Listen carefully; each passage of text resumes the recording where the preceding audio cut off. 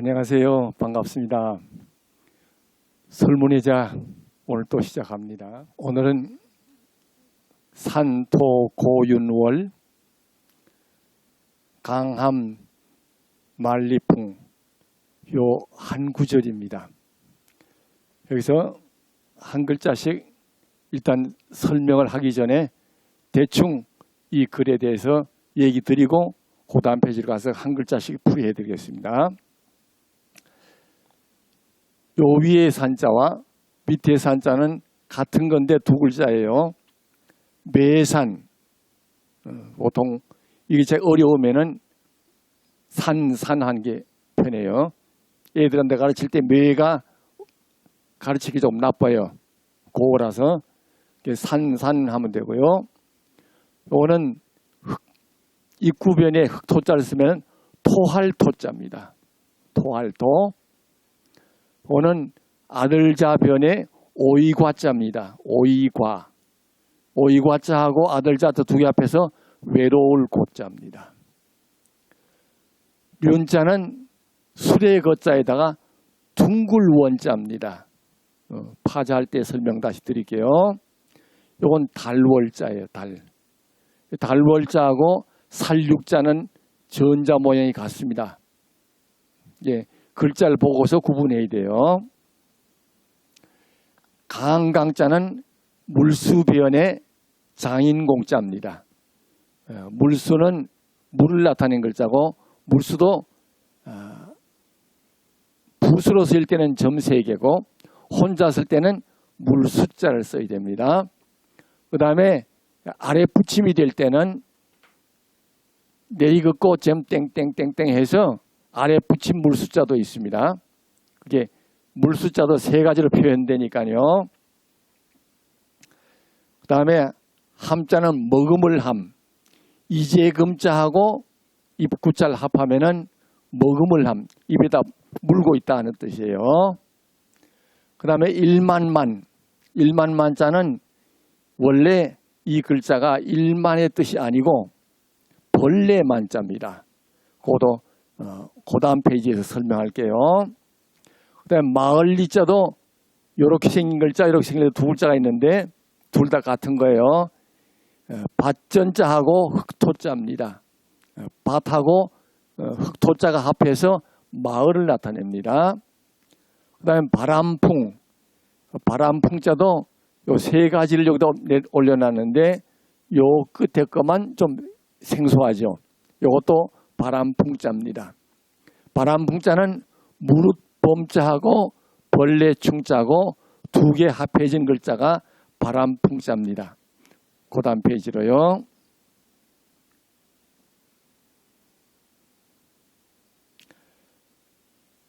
여기에 파자에서 설명됩니다. 매산자는 그냥 펼쳐져 있는 새 봉오리를 나타낸 글자예요. 새 봉오리. 뾰족뾰족. 근데 이 글자하고 불화자하고는 구분해야 돼요. 고를 볼 때에는 불화자도 이거와 비슷합니다. 비슷한데 요 밑에 각이 지면은 매산자고 요것이 그냥 둥글면은 불화자로 표현이 되어 있습니다. 갑골문에서는. 그 다음에 이 토할토자는 입에서 바깥으로 내놓는 거예요. 토하는 겁니다. 이게 흑토에다가 입구자를 합하면 입에서 밖으로 내놓는 건데 이게 종교적인 의미가 될 때는 기도하는 개념이 되고 그냥 제사 지낼 때는 제문을 읽는 게 되고 그 다음에 보통 생활에서는 먹었던 것을 바깥으로 토하는 것을 나타낸 글자가 흑토자입니다. 흑토하고 입구자 합한 글자입니다. 그 다음에 고자는 앞에가 아들자자고 뒷부분이 오이과자입니다. 오이과자는 전자를 조금 더 분석해서 보면은 어린 나이를 나타낸 글자인데 오이가 있다 하는 얘기는 남자의 남근을 의미했어요. 그래서 어린 나이에 생식기를 나타내서 외롭다 하는 것을 표현이 됐습니다. 외로울 고. 보통 이것을 고아라 할 때도 이 말을 쓰죠. 고아. 그게 부모가 없을 때, 아버지가 없을 때도 이 글자를 씁니다. 고당 글자는 박휘륜자인데 앞에가 보통 우리는 차차하죠. 요게 술의 거자입니다. 술의 거자고 요 뒤에 요 글자는 둥글원자입니다. 둥글원자인데 둥글원자를 또 쪼개면은 요 위에 세모꼴은 모을집자입니다. 세모꼴은 모을집자고 그 밑에 이 내리근 것은 여기 없네. 요 밑으로 쭉쭉 내리근 것은 책자입니다. 책. 옛날 책은 죽간이죠. 죽간이란 말은 대나무 쪽을 쭉 엮어서 대나무 쪽에다 글씨를 쓰고 그것을 두루 말았어요. 그 말면은 둥그렇게 되죠. 그래서 대나무 죽간을 두루 말아둔 걸 나타내서 둥글원자예요. 그 다음에 둥글원자하고 수레 거자를 합하면은 수레의 둥근 부분. 그래서 박휘가 된 거예요. 박휘륜자입니다. 박휘륜자도 바퀴에 살이 있는 바퀴가 있고 살이 없는 바퀴가 있죠. 살이 있는 바퀴는 륜, 유복왈륜, 무복왈전. 또 바퀴가 살이 없이 바퀴가 되는 것은 전이라고 표현합니다. 전은 살이 없는 바퀴. 예를 들면 자동차 바퀴는 살이 없죠. 그냥 둥그렇게 생겼잖아요. 그게 옛날에 이런 바퀴를 어디에 쓴가 하면은 상여에 사용할 때는 바퀴살이 없었어요. 그냥 둥근 바퀴 그냥 썼어요. 그때는 바퀴를 나타낼 때 이것은 살이 없는 바퀴, 요 글자는 살이 있는 바퀴입니다. 그 다음에 달월자는 보통 붓을 말할 때 육달월이라는 말 들어봤을까요? 그러면 살육자도 되고 달월자도 된다 하는 뜻이에요.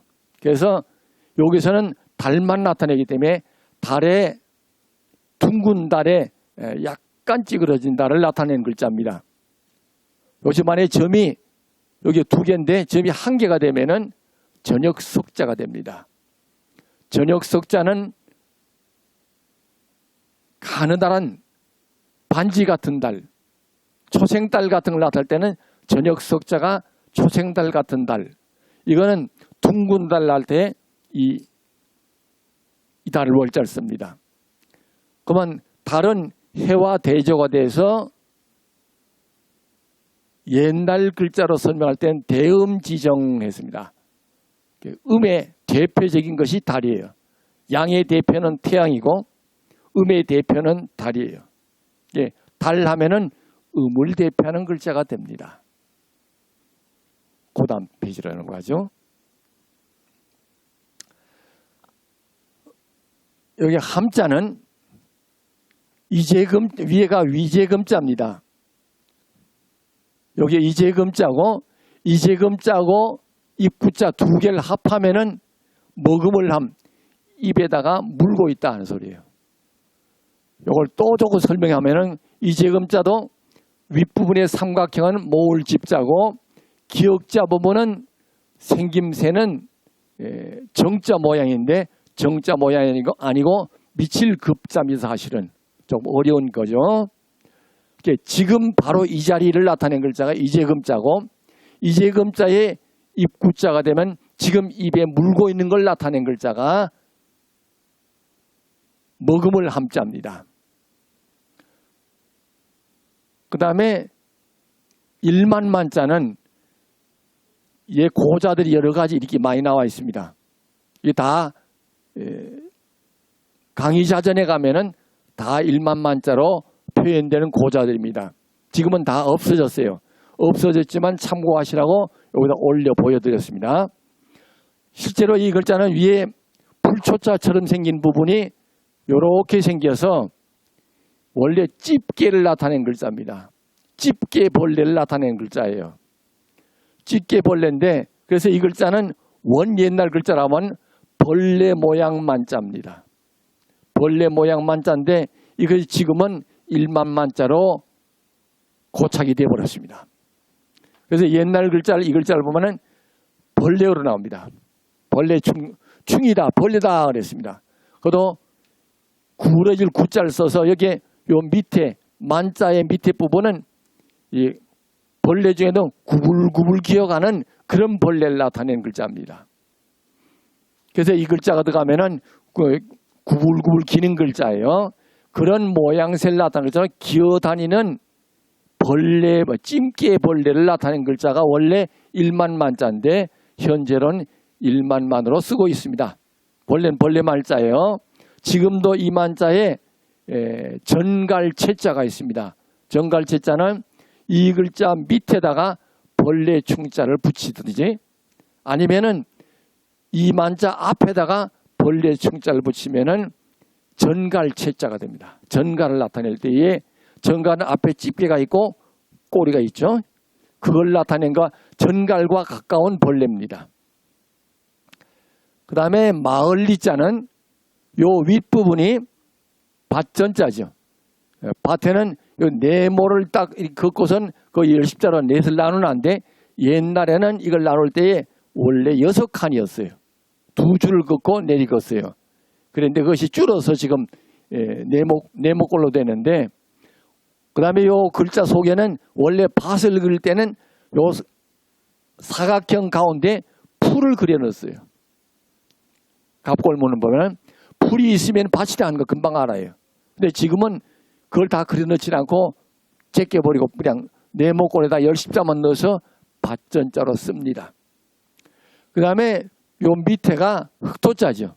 보통 흑토자라면은 흙을 생각하는데 원래 월화수목금 토가 나올 때 토는 흙이 아니에요. 원뜻은 일월화수목 할 때 해, 달 쭉 오다가 토 오면 토는 땅신을 의미하는 글자예요. 원래 그래서 옛날에는 농사를 짓는 데는 농사를 짓지 않고 수렵 생활하는 사람들은 땅을 중요시 여기지 않았어요. 그냥 갚버리니까. 그러나 농사 짓는 사람은 땅을 귀히 여겨서 땅이 나에게 복을 줘야 된다고 해서 꼭 땅을 섬겼어요. 그게 마을이 형성되려면 농토가 있어야 되고 그 다음에 땅을 섬기는 토지신을 섬겨요. 우리 이 땅에서 곡식 잘 나게 해달라. 거기서 바로 흑토하고 밭전자 두 개 합해서 농토가 있고 토지신을 섬기면은 정착민을 의미해요. 그래서 마을리자가 됐습니다. 거기는 그 사람들이 머물러 사는 곳이에요. 돌아다니지 않고. 그 다음에 바람풍자는 이렇게 하고서 점을 딱 찍어서 무릇범자입니다. 무릇범. 이 무릇범자는 물에 떠다니는 배의 돛대를 나타낸 글자입니다. 돛을 나타낸 글자고 그 다음에 요 밑에는 벌레 충자 모양이죠.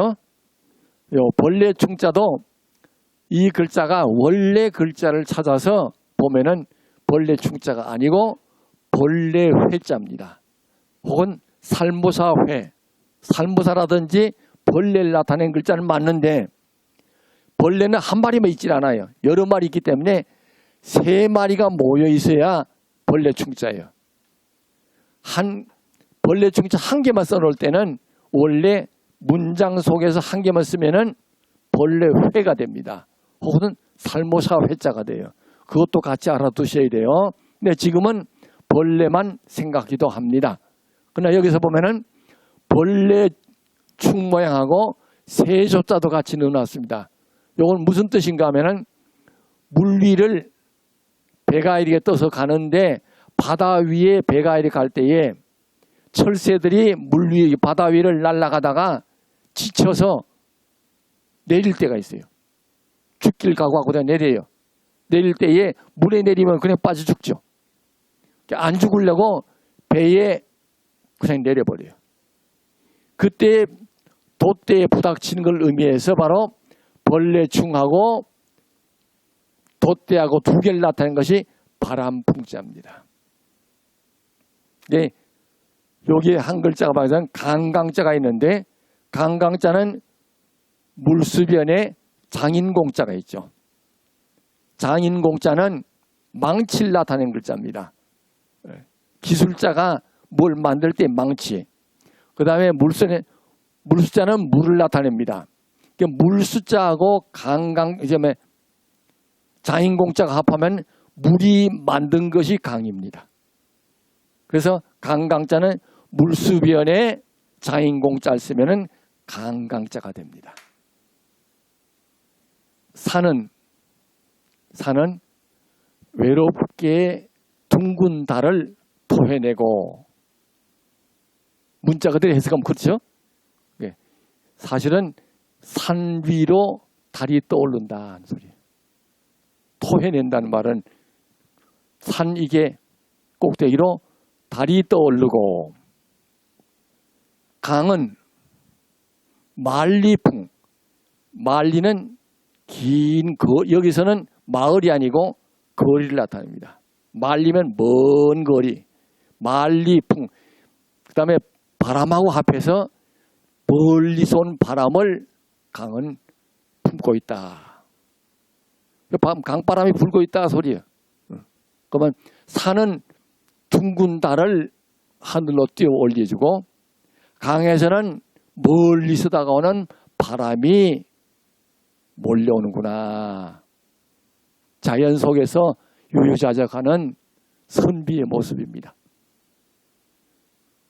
설문의자는 이걸로 끝냅니다. 네, 설문의자 이어서 시경 강의 시작합니다. 시경 원래 요런 형태가 3년입니다. 3년인데 그 중에 하나만 강의를 합니다. 하나만 설명 들으면은 그 다음 년은 그대로 같이 볼 수가 있게 돼 있어요. 그래서 요 한 년만 설명드립니다. 그 중에서 오늘 이 시는 사형장으로 끌려가면서 연인을 위해서 남긴 글이다 하는 좀 우울한 글입니다. 우울한 글이지만은 요걸 보면서 그래도 연인을 향한 그래도 마지막 아름다운 글을 남겼으니까 이 글을 읽으면서 사랑을 나누는 것을 느껴보죠. 대거함함. 대거, 여기서는 차가 아니면 대차가 아니에요. 대거 큰 수레. 옛날에는 중범자를 이송할 때는 수레에다가 나무 울타리를 친 수레에다가 사람을 묶어서 가둬서 끌고 갔죠. 수레에 싣고 그걸 머리에 연상을 하셔야 돼요. 큰 수레에 함함, 이것은 나무목 옆에 살필 감자죠. 근데 실제로는 이 함자가 감옥을 나타냅니다. 이 큰 수레에 사람을 가둬서 이송하는 그걸 나타낸 글자예요. 그래 큰 수레가 덜그덕 흔들 하면서 가는 걸 나타내요. 대거함함. 취의 여담. 취의는 이 취가 털모자죠. 털모자 3개예요. 털모자가 3개지만 아주 고운 털로 폭신폭신한 솜처럼 된 것을 나타내는 글자가 취자입니다. 예, 솜털 취자예요. 예, 털이 가는 고운 털이 뭉친 거예요. 취의 그러면 그 고운 털로다가 만든 옷이요. 고운 털로 만든 옷을 입고 여담. 여는 같이, 혹은 이건 조사로도 많이 쓰이는 글자예요. 같을 여자로 쓰고요. 담자는 여기 불초자가 밑에 붙어 있어서, 위에 붙어 있어서 무럭새 담자라고 나옵니다. 무럭새. 무럭새란 말은 물가에서 자라는 억새풀.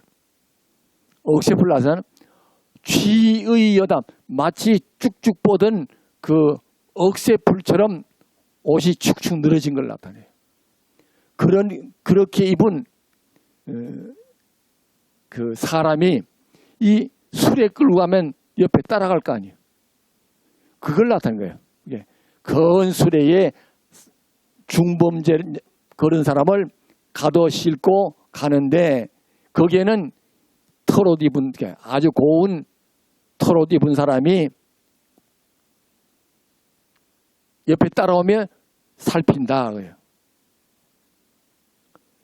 기불이사. 여기서는 이 기자가 해석이 좀 아주 다르게 해석되는 게 있어요. 여기서는 어찌 기자로 볼 때가 있고 어찌 기자님은 개자로 볼 때도 있어요. 개는 이겼다, 승리했다. 그때는 개로 봐야 돼요. 기하고 개는 글자 똑같아요. 글자 문장을 봐서 이것이 기자인지 개자인지는 구분하셔야 돼요. 기, 불, 이, 여기 이자는 2인칭, 너 이자예요, 너희. 그 다음에 이건 생각사자죠. 생각자자는 요 위에 밭전자 모양인데 밭전자가 아니에요. 원래는 정수리 신자예요. 정수리 신자는 이렇게 네모꼴인데 위에 부분이 이렇게 뾰족하게 올라가야 돼요. 올라가고 이게 열십자가 아니고 X자 모양을 쓰면은 이 정수리 신자가 돼요. 정수리. 그럼 마음의 정수리라는 말은 생각사자가 돼요. 마음에서 나오는 것들이기 때문에 그러면 기불이사 너를 생각하는 것이 없다. 어찌 너를 생각함이 없겠느냐. 지금 수레 속에 갇혀서 지금 끌려가는 거예요. 지금 죽으러 가는 거예요. 죽으러. 그런데도 감시자는 옆에 있고 이런 상황에도 너를 어찌 내가 생각지 않겠느냐. 끝까지 너를 잊지 않고 있다 소리요. 외자불감. 외자는 또 경외한다 그럴 때 이 외자 쓰거든요. 경외. 두려운 마음으로 섬긴다 그럴 때 이 외자를 써요. 여기 이 자자는 요 사람의 아들이 아니고 지금 이 사람이에요. 이거 이분 이 사람이에요. 이 사람이 바로 두려움 아주 위험 있게 눈을 부라리면서 자기를 살피고 있으니까 그 사람이 나를 살피고 있으니 불감. 감자는 감히 불감. 감히 어떻게 하냐. 이런 상황이니까 너 보고 너 생각은 있지만은 내가 어떻게 하랴. 저기 감시자는 옆에 따라오고 또 나는 지금 묶였고 그러게 내가 아무것도 할 게 없다. 오직 내 마음속에 너를 생각한다. 이게 마지막 순간까지 그대를 생각한다는 사랑의 메시지죠. 아마 이런 글을 죽음 앞에서까지도 나를 잊지 않겠다고 생각하는 사람이라면은 엄청 놀랍게 사랑하는 거죠. 굉장히 큰 사랑을 의미하는 글인데 이 시경에 나타나는 글들은 그냥 문자만 해석해서는 뜻이 알기 어렵습니다. 당나라 시대 혹은 그 후에 한나라 시대 글들은 4글자 아니라 5글자 형태로 많이 나타납니다. 근데 시경은 거의 4글자형이 제일 많아요. 물론 다른 3글자도 있고 5글자도 있고 7글자도 있지만은 대개 4글자 형태가 많아요. 그러니까 4글자 형태의 시를 볼 때는 상형을 어느 정도 알아야 풀이가 됩니다. 그냥 문자만 풀면은 말이 꼬여요. 어쨌든 이 글도 사랑의 글입니다.